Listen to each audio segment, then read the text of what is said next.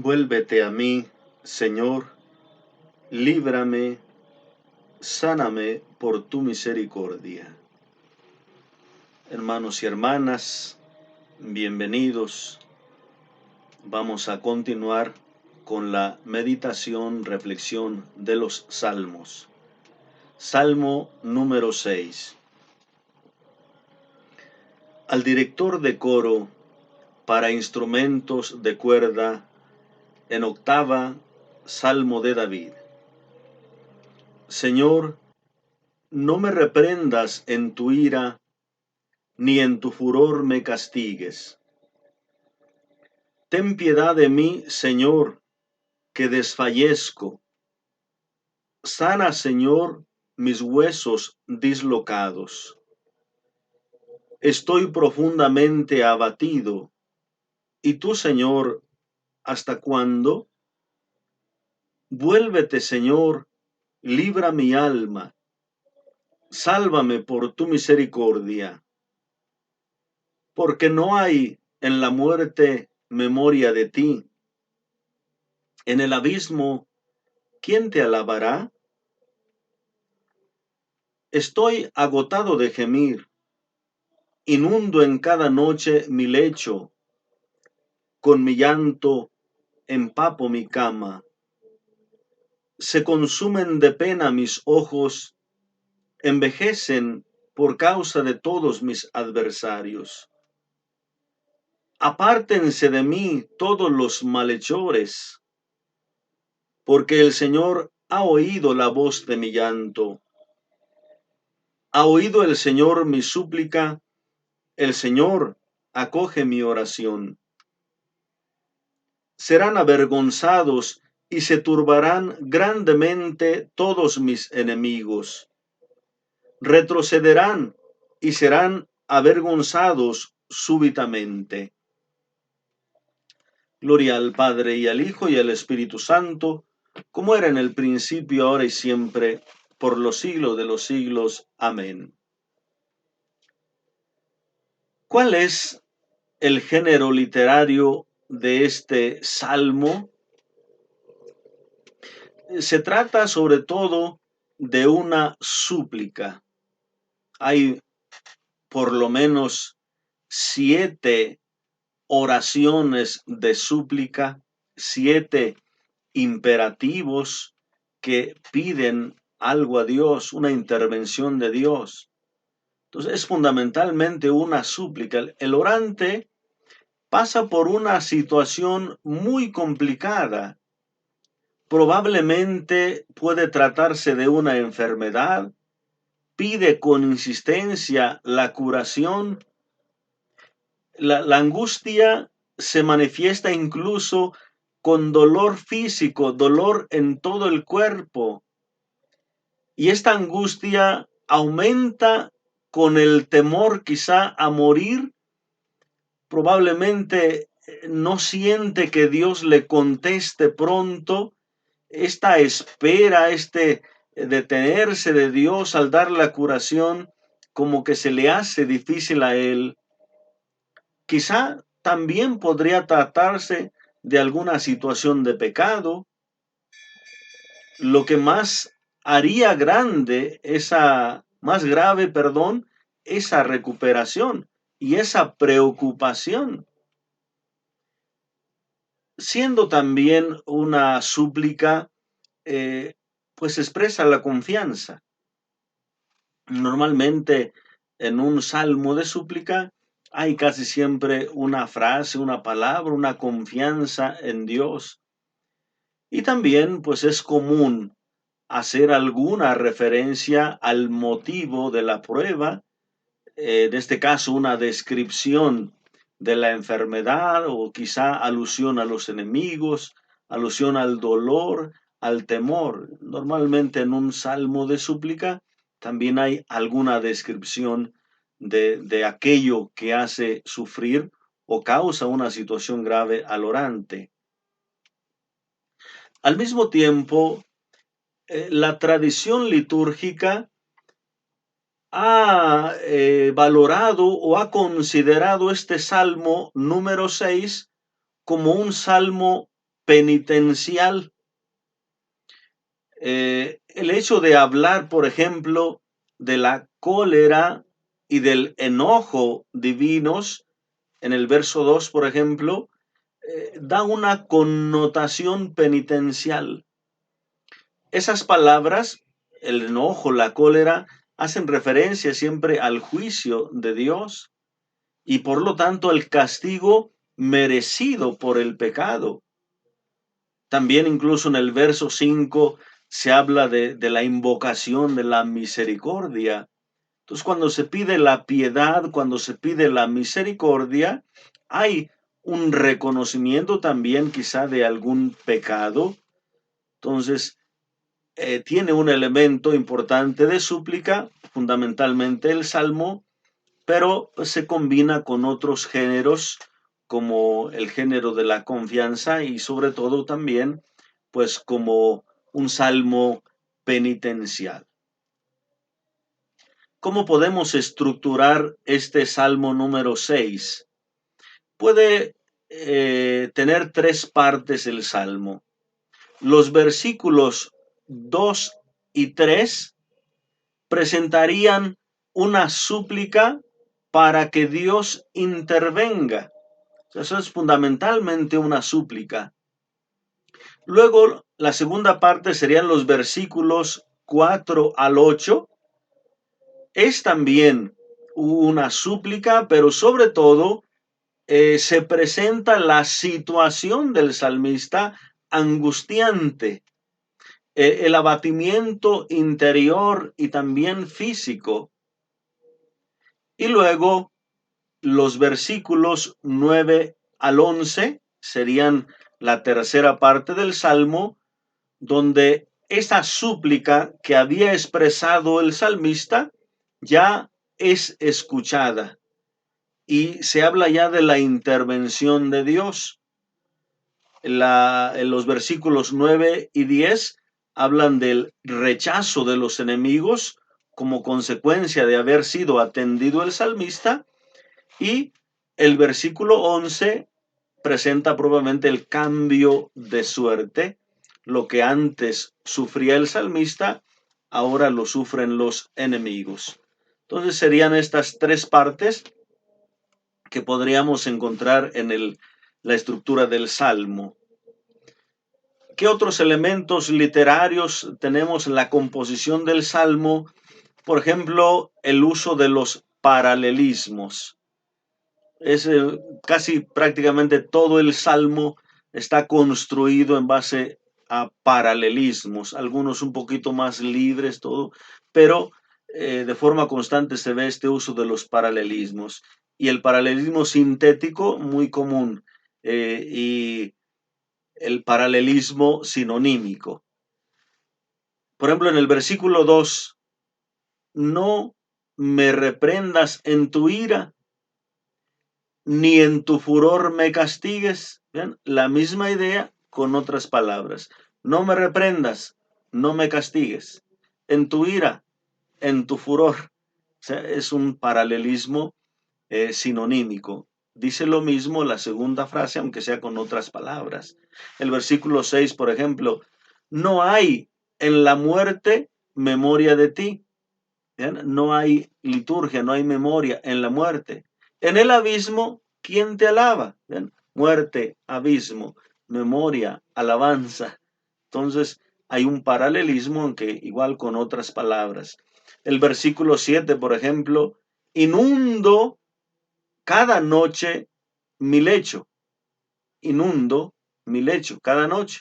Con mi llanto empapo mi cama. ¿Ven? Inundo mi lecho, empapo mi cama. Es un paralelismo muy constante que encontramos en la composición de este salmo.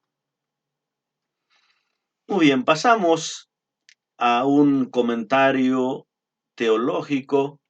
El contenido de los temas teológicos en este salmo. Veremos comentando cada parte, cada versículo.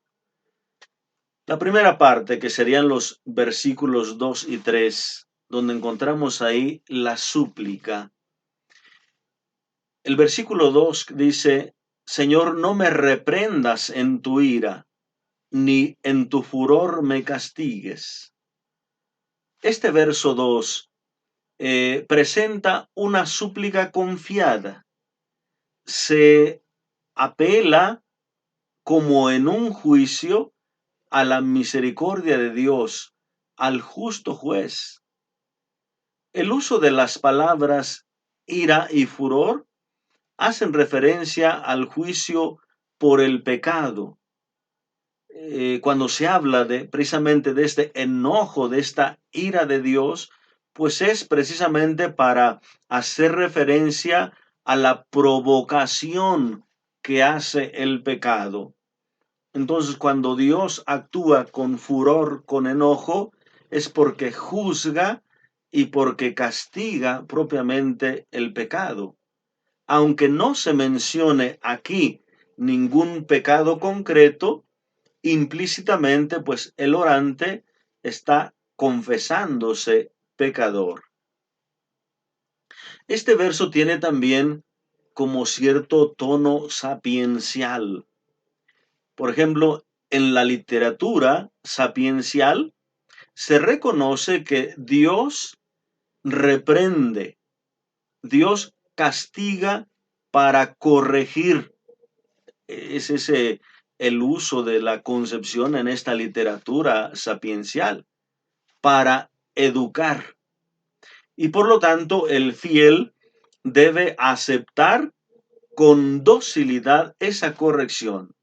Dios reprende, Dios corrige. Hay que aceptar esa corrección. Por ejemplo, los Proverbios 3:11 dice, no desdeñes, hijo mío, la instrucción de Yahvé. No te dé fastidio su reprensión. No te dé fastidio su reprensión. Entonces habla de instrucción y de reprensión, hablando de una corrección. Proverbios 5:12, por ejemplo, dice, no digas, ay de mí, que he odiado la instrucción, mi corazón ha despreciado los reproches. Vean, no digas eso. O sea, ahí se ve otra vez los reproches han sido para instrucción, para corrección. Proverbios 6:23, por ejemplo, dice, porque el mandato es una lámpara y la lección una luz. Camino de vida, los reproches y la instrucción. Muchos proverbios nos presentan ese aspecto de que Dios corrige, Dios reprende porque quiere instruir, quiere formar. Pero aquí, en el Salmo, el orante pide a Dios que si bien le va a dar un castigo como reprensión, como una corrección, que no sea con enojo, que no sea con el rigor de la ley, sino que en base a su misericordia, o sea, que el castigo sea leve. El salmista está aceptando que por su falta quizá merece el castigo y la corrección, pero pide a Dios que sea leve en su castigo, quizá por el miedo a no soportar, quizá alguna otra situación, pero hay algunos pasajes donde los salmistas o los orantes piden a Dios que esa reprensión pues sea leve, que sea con medida. Por ejemplo, Jeremías 10:24. Corrígenos, Señor, con medida. No nos hagas menguar por la cólera. O sea, que no nos vayamos desapareciendo. Que el enojo no nos absorba, que nos deje vivir. O sea, que la corrección sea leve. Sabiduría 12:2, por ejemplo, dice, por eso corriges poco a poco a los que caen. Les recuerdas su pecado y los reprendes para que se conviertan y crean en el Señor. ¿Vean? Como que es pedagógica la corrección del Señor, poco a poco. También el Salmo 38:2 dice, por ejemplo, Yahvé, no me castigues enfadado, no me corrijas enojado. Prácticamente la misma expresión del Salmo número 6. La situación es desesperante, se exterioriza con una frase típica de angustia y de súplica exigente. Se le pide a Dios con insistencia que intervenga. Pero es importante notar aquí que el salmista está aceptando su falta y está aceptando la reprensión de Dios, pero le hace una súplica que no lo reprenda con ira, que no sea demasiado áspero, exigente, sino que tenga cierta compasión para con él. El versículo número 3. Ten piedad de mí, Señor, que desfallezco. Sana, Señor, mis huesos dislocados. Como en un salmo penitencial, el reconocimiento del pecado lleva a suplicar la misericordia. Aquí también el salmista dice, ten piedad de mí. La piedad o la misericordia son lo contrario del enojo y la ira, en este caso aquí en el salmista. Por eso el salmista suplica esa bondad de Dios. Al pedirle que sea tranquilo en su corrección, le está pidiendo que más bien pueda el Señor actuar con su piedad, con su misericordia. También estas palabras nos hacen entender que se trata de un salmo que tiene este tinte penitencial. Cuando se trata simplemente de algún sufrimiento por enfermedad, se apela a la compasión, que el Señor sea compasivo, que experimente, que sienta mi dolor, mi sufrimiento. Pero cuando se apela a la piedad, a la misericordia, es cuando hay el reconocimiento del pecado, cuando se trata de un salmo penitencial. El Salmo 41:5, por ejemplo, dice, yo dije, ten piedad de mí, Yahvé, sáname, porque he pecado contra ti. Vean cómo la piedad, la misericordia hacen referencia al reconocimiento del pecado. Sáname porque he pecado contra ti. Ese verbo que se utiliza ahí en el versículo 3, desfallezco, ese verbo desfallecer se utiliza sobre todo para referirse al marchitarse de las plantas. O sea, desfallecer es como marchitarse, como ir perdiendo la vida. Puede hacer referencia al miedo quizá que experimenta el salmista a desaparecer, a desvanecerse por causa del juicio. El aliento está descompensado. Si el salmista no puede respirar, desfallece. O sea, hay posibilidad de desaparecer, posibilidad de morir. Y aún más si el Señor se tarda en responder, entonces la propia fragilidad y el miedo pueden hasta causarle muerte. Entonces el salmista tiene miedo a morir, tiene miedo a desaparecer, a desfallecer. Por ejemplo, Isaías 24, del 3 al 5 dice, devastada será la tierra y de todo saqueada, porque así ha hablado Yahvé. En duelo se marchitó la tierra, se seca, se marchita el orbe, el cielo con la tierra se marchita. La tierra ha sido profanada bajo sus habitantes, pues traspasaron las leyes, violaron el precepto, rompieron la alianza eterna. Vean, el pecado puede traer la muerte. Aquí es oportuno recordar aquel tema del Génesis también de nuestros padres, esa sentencia de Dios de no lo comas porque morirás. Entonces, aquí está también este aspecto, que el pecado puede ocasionar la muerte. Joel 1:10 dice, el campo está arrasado, la tierra está de luto, porque se ha perdido el grano, se ha secado el mosto y se ha agotado el aceite. Bien, la cosecha siempre es un signo de vida, de prosperidad. Entonces, si se ha secado el vino, se ha secado, se ha perdido el grano, se ha agotado el aceite, o sea, ya no hay prosperidad, ya hay escasez, entonces podría ocasionarse también esa pérdida de vida.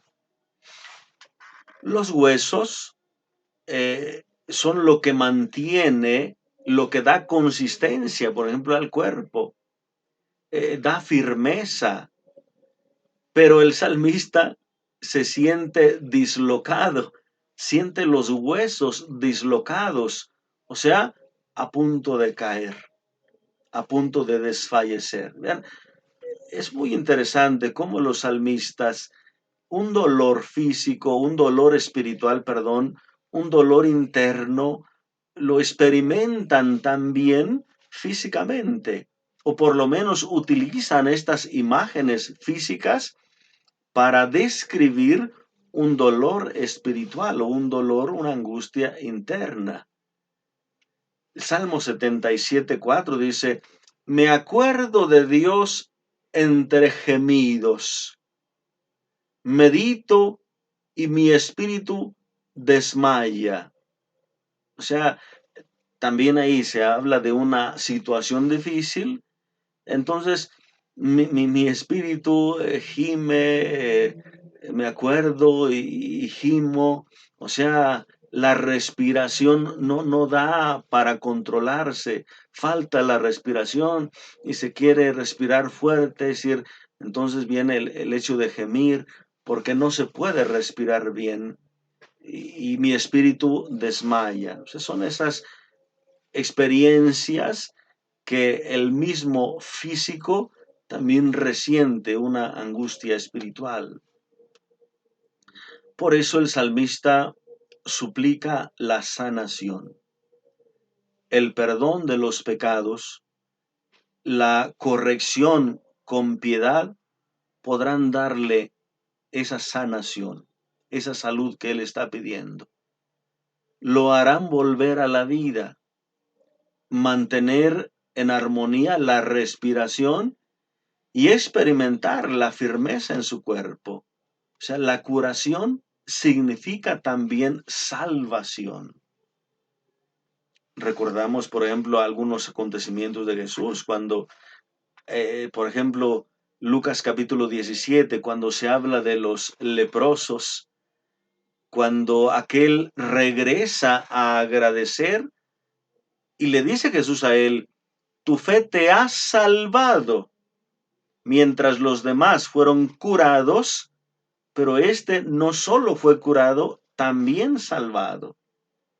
Entonces aquí, de alguna manera, el salmista está pidiendo curación y salvación. Jeremías 17:14 dice, sáname y quedaré sano, sálvame y quedaré salvo. La relación que tiene siempre en la salud, por lo menos en estos textos bíblicos, la salud física con la salud espiritual. Entonces, el salmista está experimentando una situación de angustia, de temor, casi para desaparecer, que tiene miedo de morir y suplica primero que el Señor no le reprenda con ira, con enojo, que tenga compasión, que lo sane, que lo salve por su misericordia. Segunda parte del Salmo, versículos 4 al 8, donde se expresa la situación del salmista, el abatimiento interior. O sea, ese dolor se hace más agudo, más fuerte. Versículo 4. Estoy profundamente abatido. Vean, profundamente abatido. ¿Y tú, Señor, hasta cuándo? Continúa la súplica, pero el orante quiere llamar la atención de Dios, haciéndole ver la urgencia de su intervención. O sea, como que quizá el salmista le dijo, estoy preocupado, estoy angustiado, pero Señor, tenme compasión, pero a lo mejor como que no ve que el Señor actúe, o a lo mejor el Señor ha tardado en darle esa salud, y por eso le dice, Señor, ¿no estás viendo que estoy profundamente abatido? ¿Y tú hasta cuándo? O sea, él quiere expresarle esa urgencia de que Dios intervenga. Se encuentra él profundamente abatido. Todo el cuerpo es envuelto en el dolor, un dolor continuo y quizá cada vez más penetrante. Y parece que Dios no ve, no le hace caso. Dios dilata su intervención, Dios espera. Si Dios se retrasa en la curación, la fragilidad humana puede terminar en la muerte. Por eso, esa oración expresa la urgencia. Mira, Señor, ¿cómo me encuentro? Por favor, actúa, no tardes. ¿Hasta cuándo, Señor? Leemos en el Salmo 13, 2 al 3. ¿Hasta cuándo, Yahvé, me olvidarás para siempre? ¿Hasta cuándo me ocultarás tu rostro? ¿Hasta cuándo tendré que congojas en mi alma, en mi corazón angustia, día y noche? ¿Hasta cuándo triunfará sobre mí mi enemigo? Vean la misma expresión, o sea, parece que el salmista vive en una situación de sufrimiento constante y cada vez más fuerte y no ve que el Señor actúe. Por eso, ese tipo de oración que expresa cierta urgencia. Salmo 90, 13, por ejemplo, dice, vuélvete, Yahvé, ¿hasta cuándo? Ten piedad de tus siervos. Salmo 74, 10 al 11. ¿Hasta cuándo, oh Dios, provocará el adversario? ¿Ultrajará tu nombre por siempre el enemigo?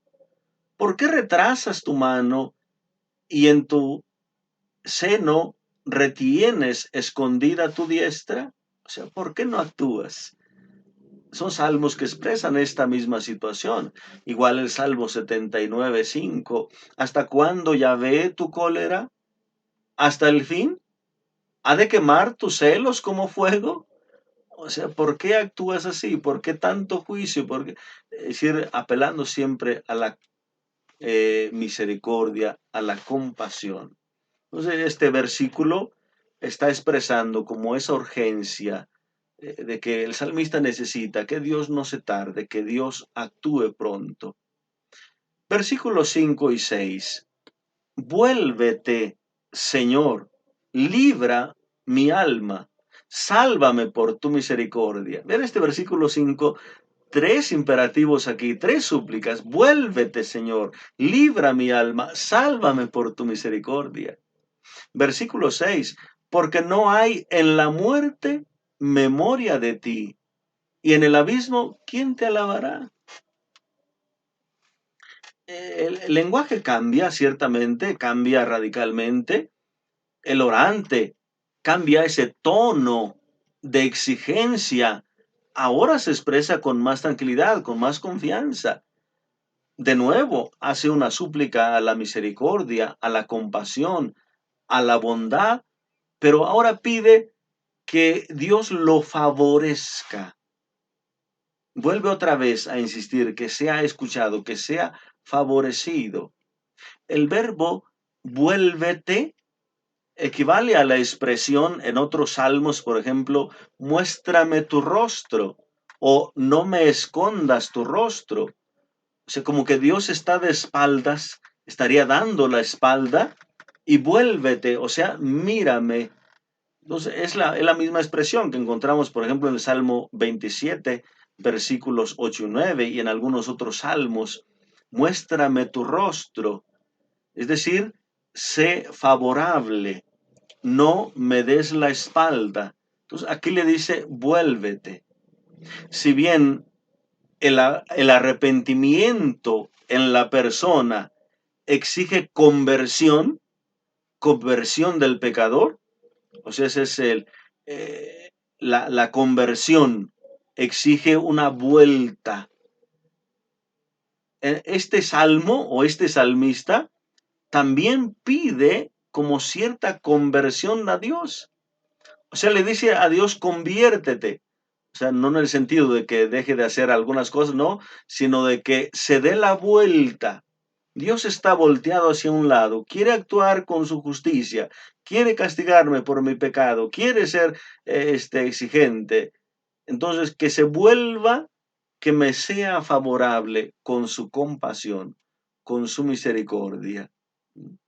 Entonces, que Dios renuncie al castigo exagerado, porque podría el salmista desaparecer, que tenga compasión, que tenga piedad.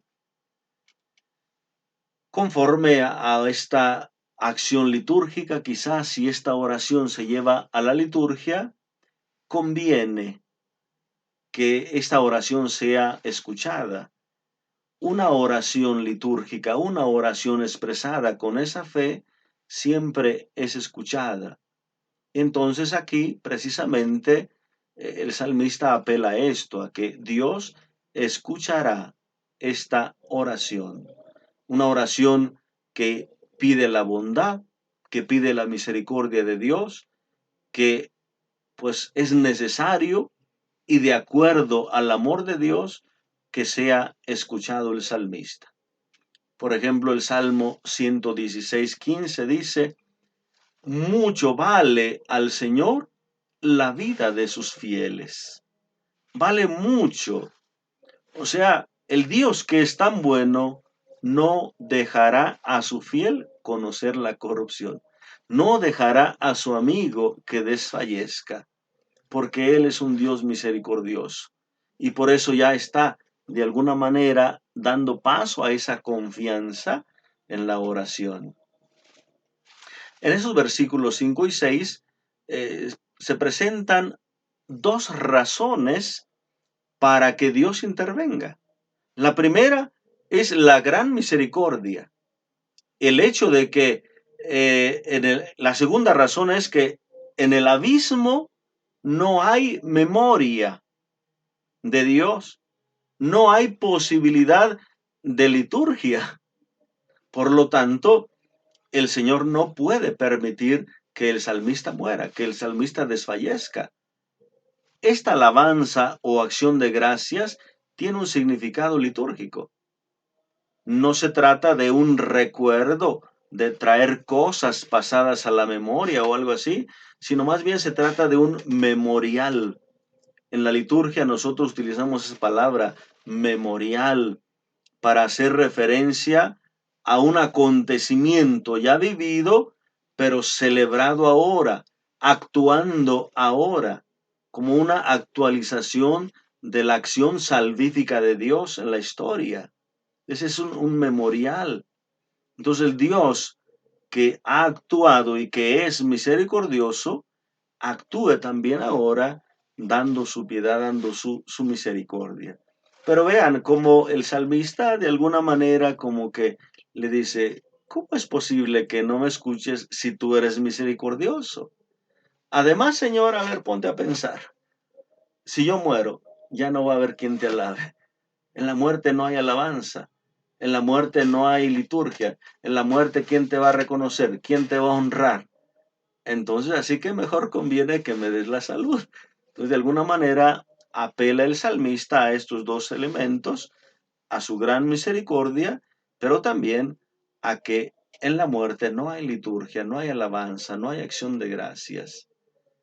Isaías 38:18 dice que el Sheol no te alaba ni la muerte te glorifica. ni los que bajan a la fosa esperan en tu fidelidad.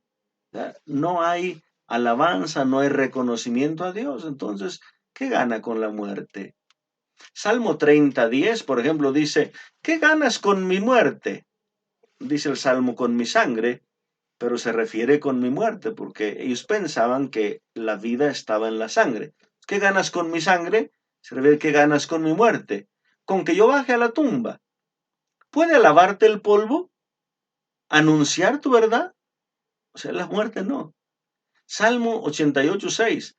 Relegado entre los muertos, como los cadáveres que yacen en la tumba, aquellos de los que no te acuerdas más, que están arrancados de tu mano. Entonces, ¿para qué? Salmo 88:11 al 13, el mismo salmo. ¿Acaso para los muertos haces maravillas? ¿O las sombras se alzan para alabarte? Se habla en la tumba de tu amor, de tu lealtad, en el lugar de la tierra del olvido. Salmo 115 del 17 al 18. No alaban los muertos al Señor, ni ninguno de los que bajan al silencio.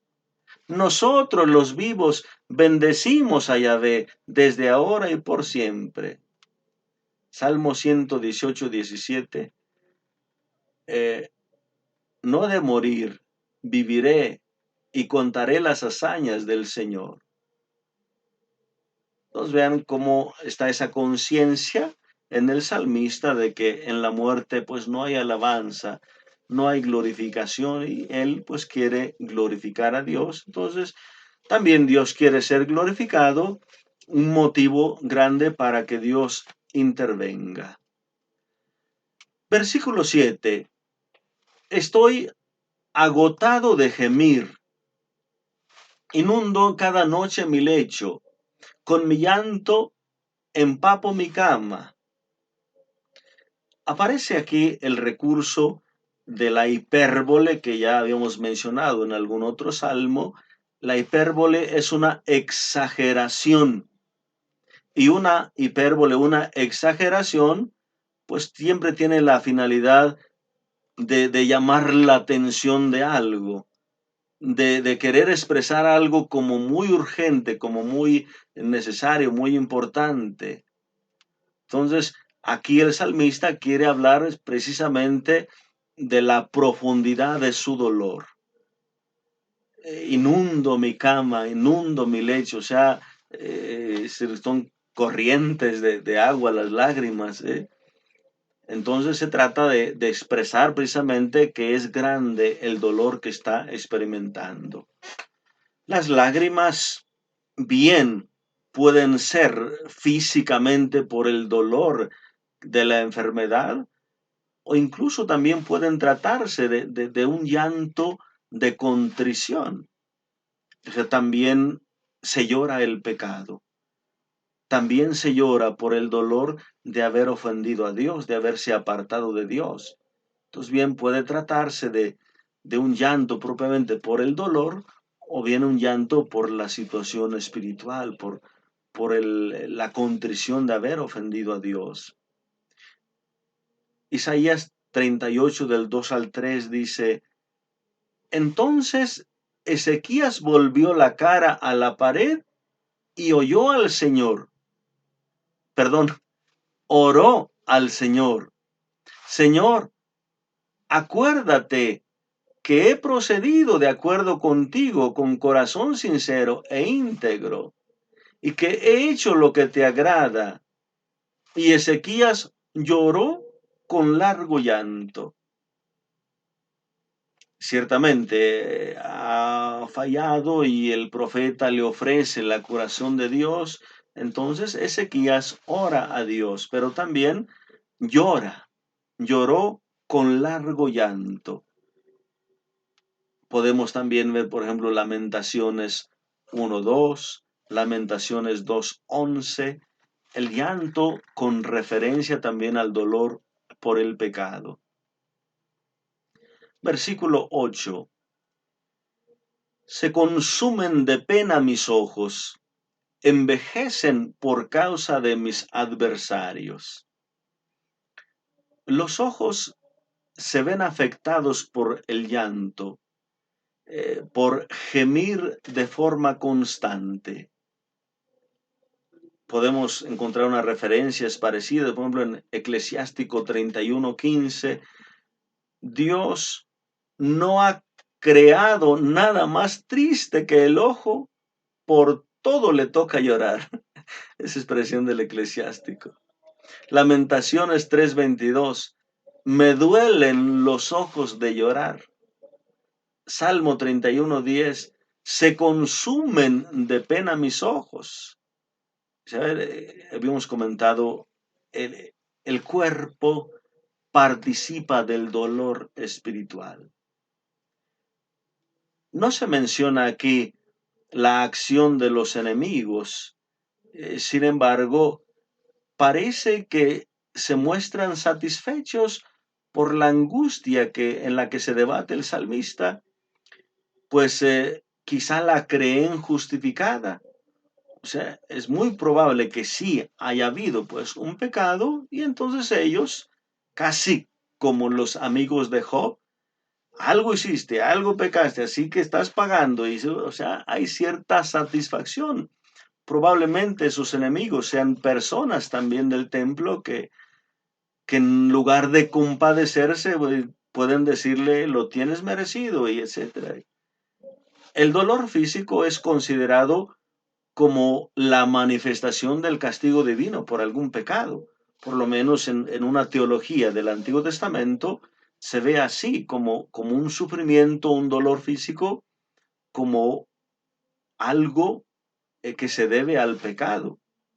Así que el dolor por la enfermedad eh, es cansado, es fuerte, y además, si se le añade la angustia espiritual de verse afectado por la ira de Dios, por el castigo de Dios, tiene miedo de que Dios sea muy riguroso, y a esto se le añade la burla o la indiferencia de las demás personas, pues ahí llega el salmista a una situación pues muy, muy difícil.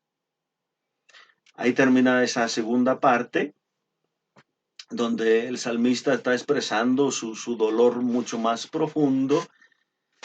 La tercera parte del salmo ya es donde hace una súplica, pero ya, o más bien no hace una súplica, sino expresa que la súplica que él ha presentado ha sido escuchada. Ya interviene Dios. Llama la atención la palabra con la que inicia ese versículo 9, por ejemplo, versículos 9 y 10. Apártense de mí todos los malhechores, porque el Señor ha oído la voz de mi llanto. Ha oído el Señor mi súplica, el Señor mi oración acoge. Después de haber hecho 7 peticiones o súplicas a Dios en todo el Salmo, toda la primera y segunda parte, aparece de repente otro imperativo, pero ahora ya no dirigido a Dios. Ahora ese imperativo es dirigido a las personas a los que él dice malhechores o enemigos. Apártense. ¿De dónde surgen estos enemigos? Apenas en el versículo anterior los había mencionado, los malhechores, pero no habíamos visto, por ejemplo, una referencia en todo el Salmo, simplemente habíamos visto una oración del salmista con Dios, expresándole su situación, pidiéndole su intervención, pero no habían aparecido estos enemigos. ¿Qué están haciendo estas personas? ¿Quiénes son? ¿Qué hacen los enemigos? ¿Se están burlando de su dolor? ¿Son los que de alguna manera hacen más difícil la carga? Por lo menos el Salmo 31, 14 al 19, Salmo 38, 13 al 21, Salmo 41 del 6 al 9, así actúan los enemigos, burlándose del salmista, de arrogantes, o sea, haciéndole más pesada la situación. Pero aquí llama la atención cómo de repente como que el salmista deja de hablar con Dios y se dirige a estas personas, como que ellos están ahí nada más acechando, nada más viendo, nada más a lo mejor comentando algo, riéndose del salmista y a lo mejor se desespera en un momento y les habla, apártense. Y se presenta pues de forma declarativa la escucha del Señor. El Señor ha acogido esa oración.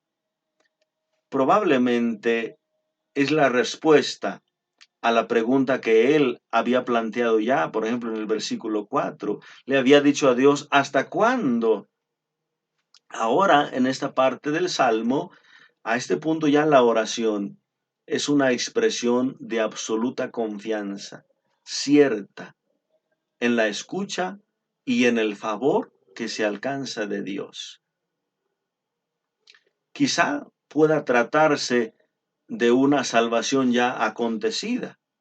Quizá el salmista ya experimentó esa salvación, esa curación.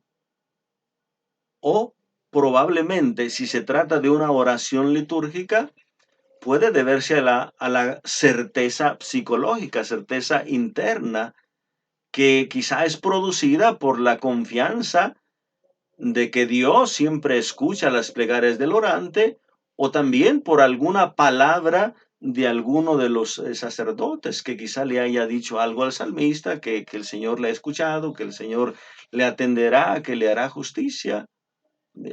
Quizá algún oráculo contra los enemigos, porque también era muy común de parte del sacerdote o del dirigente, algún oráculo contra los enemigos. Pues algo le hace al salmista experimentar esa confianza. Y es tan cierta y tan fuerte que repite 3 veces la expresión de confianza. 3 veces se repite esa seguridad, lo que da precisamente más firmeza a la confianza. El salmista dice, el Señor ha oído la voz de mi llanto, ha oído el Señor mi súplica, el Señor acoge mi oración. ¿Ven? 3 veces quiere decir que se reafirma propiamente esa confianza. El repetir 3 veces, pues da la seguridad de haber sido escuchado. Versículo 11. Serán avergonzados y se turbarán grandemente todos mis enemigos. Retrocederán y serán avergonzados súbitamente. La acción salvadora en favor del salmista comprende la dispersión, la vergüenza, el abatimiento de los enemigos. La primera parte de la oración era el salmista, el que estaba profundamente abatido. Él era el que experimentaba este dolor. Ahora son los enemigos que se turban grandemente, grandemente. El orante había dirigido a Dios, se había dirigido a ellos primero, apártense. Y ahora, en este versículo, se remarca ese alejamiento. Retrocederán mis enemigos. Ya él les había dicho, apártense. Entonces, con la intervención de Dios, es restituido el salmista, recupera la paz y ahora esa experiencia la tienen los enemigos. Se turban grandemente. Hay una palabra que aparece aquí un poquito rara, súbitamente. Puede significar así de repente, súbitamente, o también puede ser de inmediato. Puede hacerse una referencia quizá a la expresión de confianza en Dios, que Dios ya inmediatamente, en este momento, súbitamente, ya ha escuchado.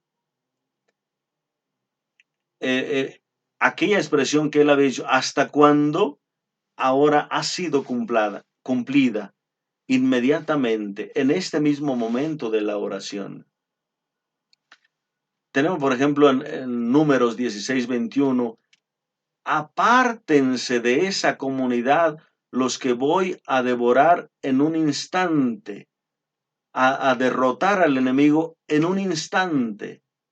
Salmo 73:19, qué pronto quedan hechos un horror, cómo desaparecen sumidos en pavores.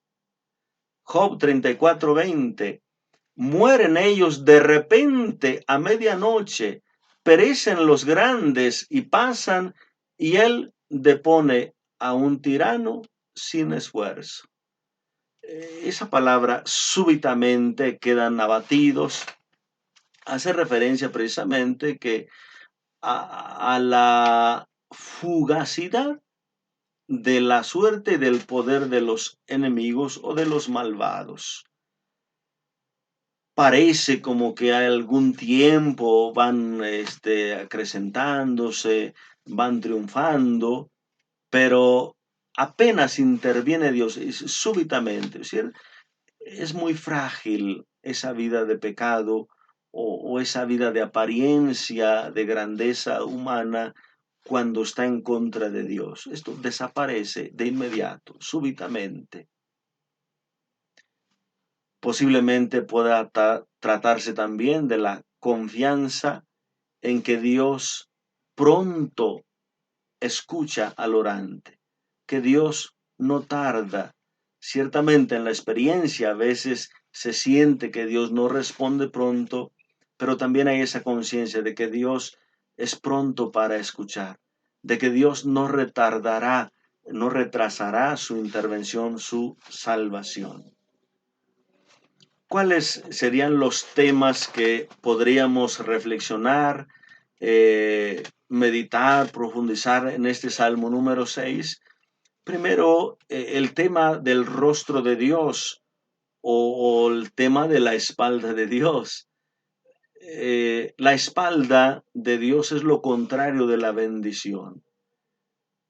La bendición sacerdotal, aquella que encontramos en Números 6, 24 al 26, incluye propiamente el mostrar el rostro, que el Señor te conceda ver su rostro, que el Señor te muestre su rostro, o sea, que te sea favorable.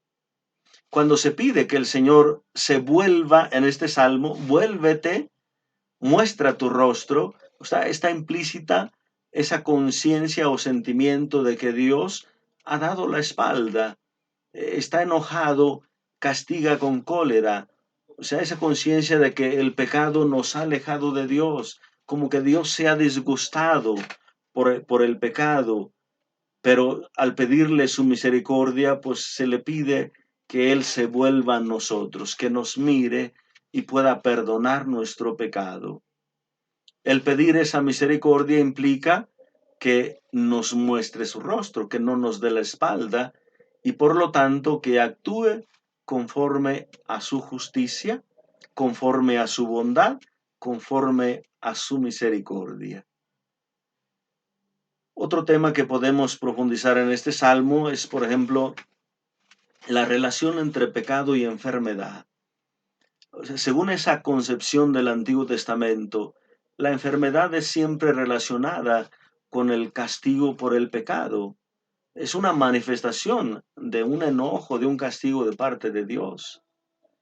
El libro de Job, por ejemplo, tiene fundamentalmente esta temática y se plantea de alguna manera la pregunta, ¿por qué tienen que sufrir los hombres justos? Si no, esto no debería ser. Esto nosotros tenemos que interpretarlo siempre a la luz del Nuevo Testamento. Jesús sana a un paralítico primero de sus pecados y luego de su enfermedad física. En Juan 9, por ejemplo, cuando se trata de aquel ciego de nacimiento, los discípulos le preguntaron a Jesús, ¿quién pecó para que éste esté ciego, él o sus padres? Y Jesús les dice que no se trata de andar buscando culpables, de andar atribuyendo toda situación difícil a una consecuencia de pecado. Muchas situaciones sí pueden venir directamente de un pecado, pero otras no. Pueden venir de la fragilidad humana, de otras situaciones, de un accidente, de lo que sea. Jesús más bien les invita a ver en una situación así una oportunidad para que se manifieste la gloria de Dios, la gracia de Dios. No, no ayuda tanto andar buscando culpables, sino más bien preguntarte, ¿tú qué puedes hacer ahí? ¿Tú en qué puedes intervenir? ¿En qué puedes ayudar? Entonces también hay que aprender a distinguir. No cualquier situación viene por alguna consecuencia del pecado. Muchas situaciones vienen por otras cosas. Otro tema a profundizar ahí es, por ejemplo, el cambio de la suerte, el cambio de papeles. En el Antiguo Testamento es muy común también ver situaciones en que se cambia la suerte del enemigo o del agresor.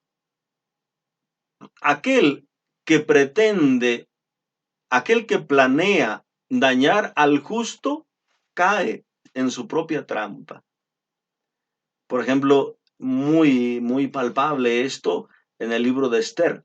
La suerte de Amán en el libro de Esther es un ejemplo claro de este aspecto. Amán pretendía honores para sí mismo, él quería ser honrado y él tiene que dar honores a su peor enemigo, a Mardoqueo. Él tiene que sacarlo paseando con el caballo del rey, andar alabándolo ahí. Así trata el rey a las personas que quiere honrar. Eh, Él prepara una horca para Mardoqueo y es colgado en ella. ¿Saben? Ese es un aspecto muy común en el Antiguo Testamento. La máxima expresión de esta sentencia, pues está en las palabras que dice Jesús también en la regla de oro. Con la vara que midas serás medido. Con la vara que midas. Eh, ya lo hemos expresado en el salmo anterior, por ejemplo. No se trata a nosotros de querer hacer que los demás paguen lo que nos están causando o que el que hizo daño pague, etcétera, sino se trata de tratar de buscar la voluntad de Dios, tratar de ofrecer la salvación a unos y a otros, de que se pueda reconocer el pecado, de que pueda haber una conversión. No se trata de desear el mal a nadie, sino de que pueda haber un proceso de mejoramiento, un proceso de armonía, un proceso de reconciliación, un proceso de crecimiento mutuo. Aparece también ahí otro tema importante que es, por ejemplo, la palabra Gesed, que ya la hemos mencionado. La palabra Gesed a veces se traduce como bondad o como amor, pero tiene sobre todo el significado de piedad, de misericordia, que pues muchas veces tiene también estos otros significados. Así que en este salmo penitencial no puede faltar propiamente ese gesed o esa bondad, esa misericordia, esa piedad de Dios. Lo único que puede cambiar la suerte del orante, que sí es pecador y podría merecer el castigo, la reprensión, es la misericordia de Dios. Al perdonar el pecado, borra definitivamente el castigo merecido por él y ofrece una nueva oportunidad. Así que hermanos y hermanas, este Salmo número 6 nos ayuda a seguir orando de forma confiada.